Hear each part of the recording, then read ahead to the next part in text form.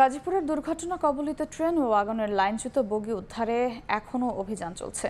রাতভর উদ্ধার অভিযানের পর সকাল থেকে আবারও লাইনের ওপর থেকে ক্রেন দিয়ে বেঁধে একে একে সরানো হচ্ছে বগি। টাঙ্গাইল কমিউটার ট্রেনের ইঞ্জিনের দুটি অংশ ও তেলবাহী ট্রেনের দুটি ওয়াগন এখনও লাইনের ওপর পড়ে আছে।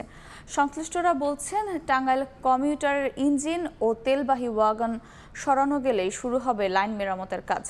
এর আগে শুক্রবার সকালে টাঙ্গাইল থেকে একটি কমিউটার ট্রেন ঢাকায় ফিরছিল। পথে জয়দেবপুর জংশনে পৌঁছালে একই লাইনে ঢাকা থেকে আসা দাঁড়িয়ে থাকা তেলবাহী ট্রেনের সঙ্গে মুখোমুখি সংঘর্ষে দুমড়ে মুচড়ে যায় বগি। ঘটনাস্থল থেকে দুই লোকো মাস্টার সহ 4 জনকে গুরুতর অবস্থায় উদ্ধার করে নেওয়া হয় হাসপাতালে। দুই রেলের ইঞ্জিন সহ 11টি বগি লাইন থেকে বিচ্ছিন্ন হয়ে যায়।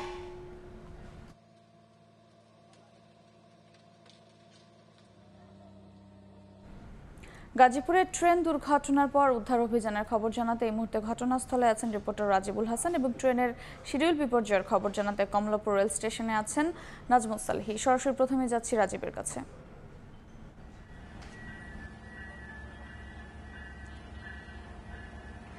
মুখোমুখি সংঘর্ষ হওয়ার কারণে ট্রেনের যে বগিগুলো সেগুলো একটি আরেকটির ভেতরে ঢুকে গিয়েছে এবং দুমড়ে মুচড়ে গিয়েছিল, যে কারণে ক্ষতিগ্রস্ত যে বগি সেগুলো উদ্ধার করতে বেশ বেগ পেতে হচ্ছে।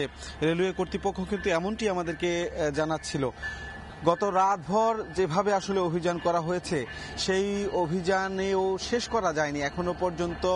লাইনের উপরে যে টাঙ্গাইল কমিউটারের ইঞ্জিনের দুটি অংশ এবং তেলবাহী যে ট্রেন সেটিরও দুটি ওয়াগন এখন পর্যন্ত লাইনের উপরে রয়েছে। এই অবস্থায় কাজের যে গতি আমরা দেখতে পাচ্ছি এটি থেকে সাধারণ মানুষ বোঝা যাচ্ছে এবং অনেকেই বলছেন যে দুপুর নাগাদ এই লাইন স্বাভাবিক হওয়ার কোনো সম্ভাবনা নেই, কারণ এগুলো এক একটি বগি সরাতে বেশ সময় লেগে যাচ্ছে। যখন এই বগিগুলোর ছিন্ন ভিন্ন অবস্থা তখন কিন্তু সেগুলো টান দেওয়ার সঙ্গে সঙ্গে, অর্থাৎ যখন ক্রেন দিয়ে উপরে তুলতে শুরু করে তখন এগুলো একটার ভেতরে আরেকটা লেগে থাকার কারণে দুটি একসাথে চলে আসে, কখনো কখনো আবার নিচে পড়ে যাওয়ার একটি দৃশ্য এরকম দেখতে পাচ্ছি। এই কারণে একটু বেশি সময় লাগছে এবং এটি আসলে কি নাগাদ পুরোপুরি শেষ করা যাবে সেটি বলা যাচ্ছে না। তবে যেটি বলা যাচ্ছে যে ইঞ্জিনের এই যে দুটি ইঞ্জিন একসাথে লাগা আছে, অর্থাৎ যে টাঙ্গাইল কমিউটার ট্রেন, এই দুটি ট্রেনের যে ইঞ্জিনের দুটি অংশ, এই দুটির মধ্যে পিছনের যেটি আপনারা দেখতে পাচ্ছেন সেই পিছনেরটি বেশি লাগা আছে। এটি ছুটানোর পর পরেরটি টেনে নেওয়া যাবে বলে আমাদেরকে জানিয়েছে। এছাড়া তেলবাহী যে দুটি ওয়াগন রয়েছে সেটির একটির অর্থাৎ নিচের অংশ যন্ত্রাংশ ভাঙা রয়েছে, অন্যটি স্বাভাবিক রয়েছে। সুতরাং যেটি ভাঙা সেটি উঁচু করে নিতে হবে এবং যেটি হচ্ছে ঠিক আছে সেটি আসলে টেনে এখান থেকে নিয়ে যাওয়া যাবে, নিবে বলে আমাদেরকে তারা জানিয়েছে। এছাড়া উৎসুক জনতা সকাল থেকে আজকেও ভিড় করেছে এখানে এবং কিছুক্ষণ আগেও একটা ট্রেন এখান দিয়ে গিয়েছে, এক লাইনে ট্রেন চলাচল করছে। এই কারণে কিন্তু বিভিন্ন জায়গায় যে যাত্রীরা দুর্ভোগে পড়েছে, বিশেষ করে আশপাশের যেসব স্টেশন রয়েছে সেখানে ঘন্টার পর ঘন্টা কিন্তু আটকে পড়েছে অনেক যাত্রীরা। যদি জানাই যে এই যে উদ্ধার তৎপরতা, এই উদ্ধার তৎপরতার মধ্যে আমরা যে দুইটি ক্রেন দেখেছিলাম রাতের বেলায়, এখন কিন্তু দুইটি ক্রেন দিয়ে এখানে কাজ করা হচ্ছে না। একটি ক্রেন দিয়ে 80 টনের একটি ক্রেন আপনারা নিশ্চয়ই দেখতে পাচ্ছেন, এটি দিয়ে এক এক করে এই দুর্ঘটনা কবলিত যে বগি ইঞ্জিন এগুলো এক এক করে সরানো হচ্ছে। এর আগেও আপনাদেরকে জানিয়েছিলাম যে বগিগুলো বেশি ক্ষতিগ্রস্ত হয়েছে, ভেতরের অংশ ছিন্ন ভিন্ন হয়ে গিয়েছে, সেই বগিগুলো মূলত এখান থেকে উদ্ধার করে নিয়ে যাওয়া সম্ভব হচ্ছে না।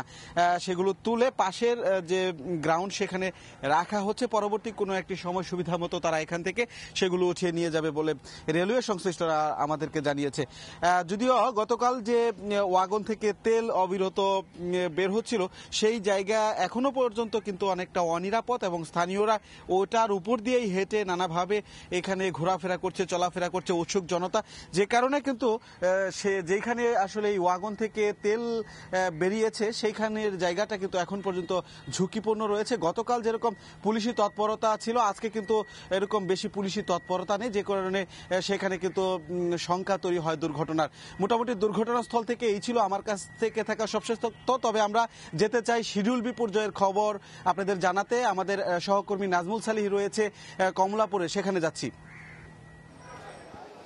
গত প্রায় 18 ঘন্টা পেরিয়ে গেছে এখন পর্যন্ত সেই দুর্ঘটনার যে জের তার খেসারত কিন্তু যাত্রীরা এখনও দিচ্ছে। এখন এই মুহূর্তে কমলাপুর রেল স্টেশনে ট্রেনের অপেক্ষায় শত শত যাত্রী অপেক্ষা করছেন। বেশ কিছু ট্রেনের শিডিউল কিন্তু বলা চলে ভেঙে পড়েছে, সেটা আসলে বলাই যায়, কারণ 2 ঘন্টা করে পেরিয়ে গেছে। সকাল 6টায় এখান থেকে ছেড়ে যাওয়ার কথা ছিল রাজশাহী ট্রেন ধূমকেতু এক্সপ্রেস, সেটির এখন বলা হচ্ছে এখান থেকে সকাল 8টায় যাবে 2 ঘন্টা বিলম্বে, কিন্তু সেটা এখনও আসলে কোন প্ল্যাটফর্ম থেকে ছেড়ে যাবে, কোথায় আসবে, সেটি আসলে এখানে দেওয়া হয় না। অর্থাৎ এটি এখন ধূমকেতু এক্সপ্রেস সকাল 6টায় ছিল, 8টায় এখন পর্যন্ত স্টেশনেই আসেনি। তার মানে এটা কখন ছাড়বে আসলে খুবই অসম্ভব বলা ব্যাপারটি। এবং 4 নম্বর প্ল্যাটফর্ম থেকে ছেড়ে যাবার কথা রয়েছে কক্সবাজার এক্সপ্রেস, যেটি 6টা 15-তে ছেড়ে যাবার কথা ছিল। সেই কক্সবাজার এক্সপ্রেস আসলে কখন ছেড়ে যাবে এখান থেকে সেটি আসলে বলা সম্ভব হচ্ছে না, এবং সেটি সম্ভাব্য টাইমও কিন্তু কক্সবাজার এক্সপ্রেসের এখানে দেয়া নাই যে এটি আসলে কখন ছেড়ে যাবে। একইভাবে চিলাহাটি ট্রেন, উত্তরবঙ্গের আরও একটি ট্রেন চিলাহাটি এক্সপ্রেস, যেটি 6টা 45 এখান থেকে ছেড়ে যাবার কথা ছিল, সেই ট্রেনটি বলা হচ্ছে 9টার সময় ছেড়ে যাবে, কিন্তু সেটির প্ল্যাটফর্ম এখনও দেওয়াই হয় নাই, সেটি এখনও ঢাকাতে প্রবেশ করে নাই। তার মানে এই ট্রেনটিও কখন ছেড়ে যাবে বলা খুবই মুশকিল। একইভাবে কিশোরগঞ্জ এক্সপ্রেস, কিশোরগঞ্জের ট্রেন, সেটি 7টা 15 এখান থেকে ছেড়ে যাবার কথা ছিল, বলা হচ্ছে 8টা 30 এখান থেকে যাবে, কিন্তু সেটিরও প্ল্যাটফর্ম নাম্বার দেওয়া হয়নি। অর্থাৎ এই ট্রেনটিও কখন আসবে এখন পর্যন্ত তার ঠিক নেই।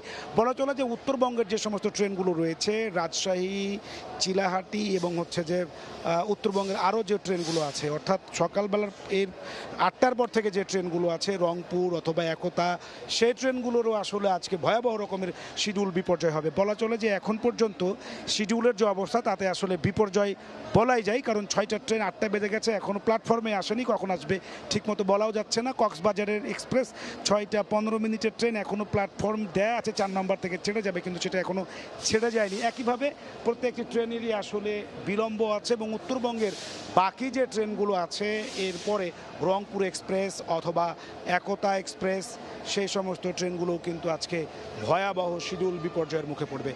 18 ঘন্টা পেরিয়ে গেছে, এরপরে এর জের কিন্তু টানছে যাত্রীরা, এবং আজকে সারাদিনেও এই শিডিউল আসলে টাইমে ফিরবে কিনা তা কিন্তু বলা মুশকিল, কেননা উত্তরবঙ্গের প্রতিটি ট্রেনেরই এখন শিডিউল বিপর্যয় কিন্তু চরমে, যে কারণে আজকে সারাদিনই যাত্রীদেরকে আসলে খেসারত দিতে হবে। এই ছিল কমলাপুর রেল স্টেশন থেকে আমার কাছে সর্বশেষ।